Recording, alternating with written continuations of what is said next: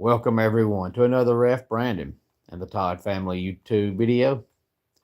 Wherever you are, whatever you may be doing, thank you so much for making Ref Brandon and the Todd Family a part of your day. We always greatly appreciate it. If you jump on here live here on this Tuesday evening, feel free to leave a comment in the comment section down below. Make sure to give the video a like, a thumbs up.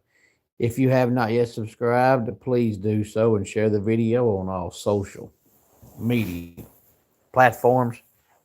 The World Baseball is wrapping up tonight. The final game is going on right now, so I thought, what a great night to talk baseball. And Braves baseball is a week and a half away, and I've been convinced all off season that the NLCS is going to come down to the Dodgers and the Braves, because that's honestly, in my opinion, the only two teams in the National League that I see being a threat to go to the World Series. And I thought that those are the two best teams in baseball. So I thought the de facto NLCS was the de facto World Series, because whoever wins that would win the whole thing.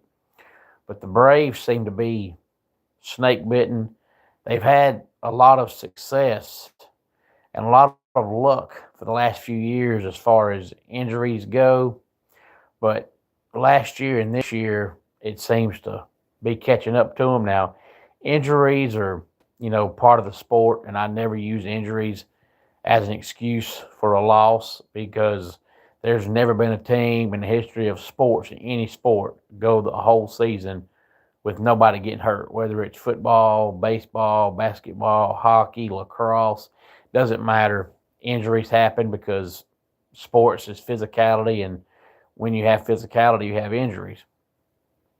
But with the Braves already having this many injuries and the season's not even here yet, kind of makes you wonder, okay, if it's happening like this already, we know it's going to get worse when the season begins. Then, of course, Jerks and Profar got suspended for the entire year,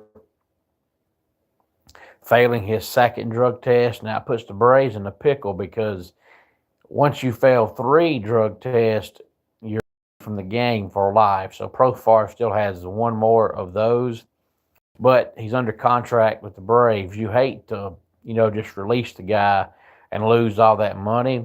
But with him being suspended for the whole year, you can't trade him. Who's going to trade for him when they know he can't play? And he apologized for getting suspended the first time last year, and then turn around and happen again. Hey there, 2025, glad to have you here. So obviously, if you're doing it again less than a year later, you wasn't sorry. You were sorry you got caught.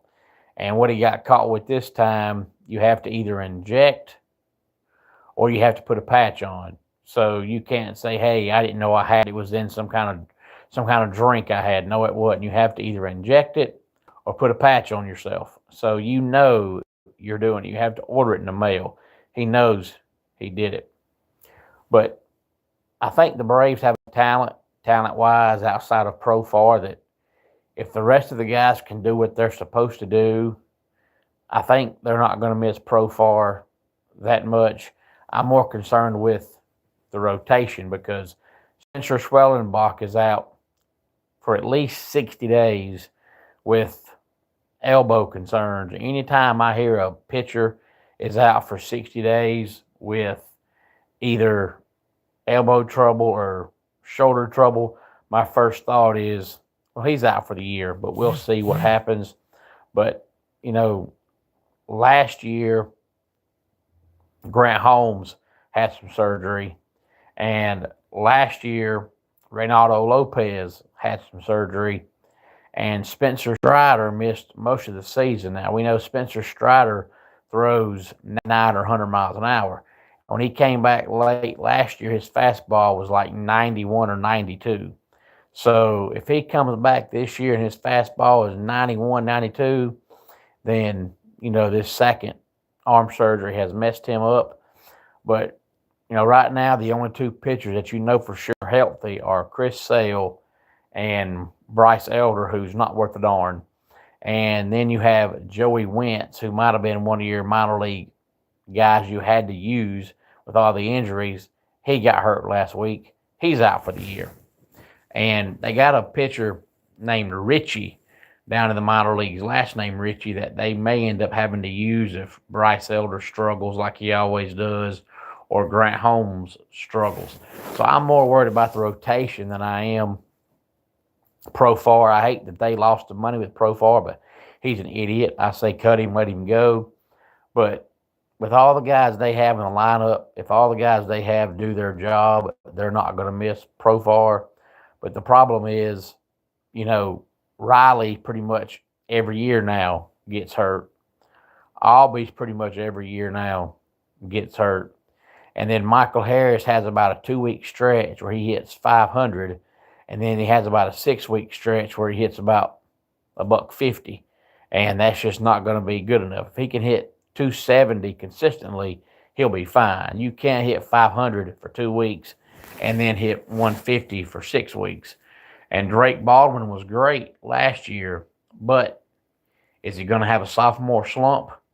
Or is what we saw last year going to be the consistent Drake Baldwin? Because I'm sure that during the offseason, teams watched some video on him and figured out his strong points and figured out his weakness, and they're going to try to attack his weakness when he bats.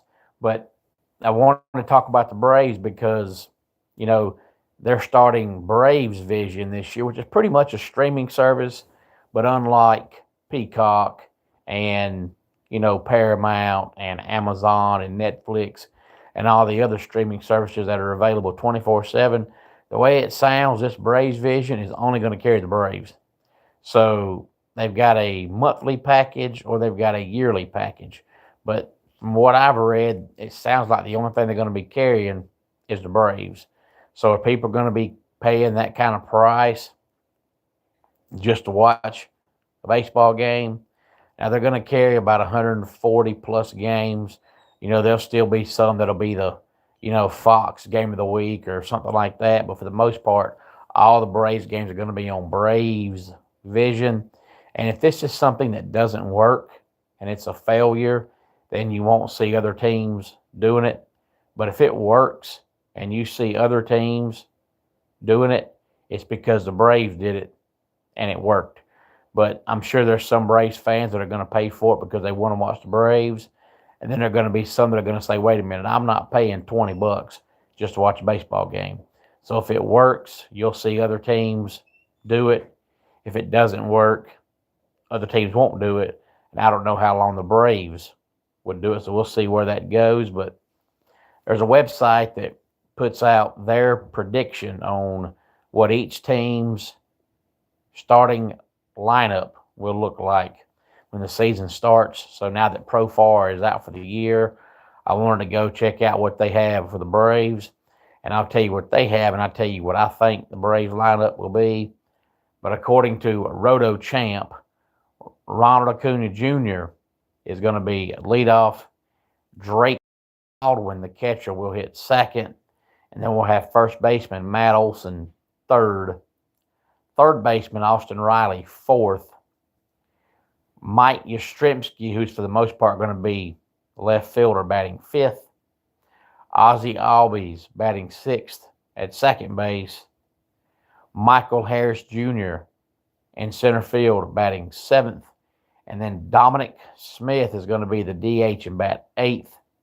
And Mauricio Dubon is going to be the shortstop and hit ninth. Now, this, of course, is the lineup until they get Sean Murphy back and Kim back. Now, when Kim comes back, Kim's going to be the everyday shortstop. Dubon might play once a week, but that's it. But, you know, Sean Murphy will be penciled in as a DH when he comes back. But Sean Murphy's one of those guys that ever since the Braves got him, they've talked about how good of a hitter he is. But then when he gets on the field, he sucks. And if he continues to suck, he won't play much. But, you know, he's got power. If he can just hit 260, he'll play a lot. Hey there, Chesley. Glad to have you back. Have not seen your name in a while. But with Sean Murphy hitting 230 with 15 home runs, you're not going to play. Eli White can hit 250, but Eli White can go from first to third on a bunt. So with Eli White's speed, if Murphy hits 230, 235, he's just not going to play. And we always hear about how good Murphy is, but he's just never any good. But I don't know if I agree with that lineup or not because Roto Champ has Dominic Smith being the DH. And yeah, he's been around the game a while. He's experienced, but I don't think he's that good. I'm not convinced he makes the team. I think the lineup's going to be Ronald Acuna Jr., Drake Baldwin. I think Austin Riley hits third. Matt Olson is cleanup. I think Ozzie Albies is fifth. Mike Yastrzemski will be sixth. Michael Harris will be seventh. And then Eli White will be eighth. And Mauricio Dubon will be ninth. Now, they say Yastrzemski's not going to play a whole lot when there's a lefty on the mound for the opposing team. So you'll see a lot of Eli White and Jonah Heim. Jonah Heim will also be the backup catcher until Sean Murphy comes back. But I'm not convinced that Dominic Smith is going to make the team. But I think Austin Riley will bat third and Matt Olson will bat cleanup. For one, Olson has more power than Riley. For two, Olson is more of an RBI guy than Riley. But for three, with Baldwin being left-handed and Riley being right-handed and Olson being left-handed, that gives you a lineup of left, right, left, so that the opposing team's manager late in games has to decide who do you want to bring in, a lefty to face Baldwin and then Riley, or do you want to wait until Riley comes up and bring in a righty for Riley, and then they got to face Olson? Because back in the day, before all the rule changes, you could bring in, a lefty for Baldwin, a righty for Riley, and a lefty for Olson. But now you can't do that. Now the pitcher has to stay in for at least three batters unless the inning ends. So I think you'll see Baldwin, Riley, Olson, as opposed to Baldwin, Olson, Riley. That's just my personal opinion. And the rotation right now is Chris Sale, Spencer Strider, Reynaldo Lopez, Grant Holmes, and Bryce Elder. Anytime you see Bryce Elder in the rotation, you always say, well, that's a loss, because every time he pitches, he has about 3 good innings and then one where he gives up about 5 runs. But when you don't have Schwellenbach and you don't have Joey Wentz, and I don't think Richie's ready yet, and you already have all these injuries, you no longer have Ian Anderson, you're kind of running out of options. So Bryce Elder has to pitch. So I just hope he's worth a darn this year. But any thoughts on any of this, please feel free to let me know. Let's go ahead and get our dad joke of the day in here. I've just read a book about milk. Well, I say read, I skimmed through it. And that does it for today's Ref Brandon and the Todd Family YouTube video. Until next time, it's Ref Brandon saying, just like in pro wrestling, life can be over by the count of 3. Tell your friends and family how much you love them.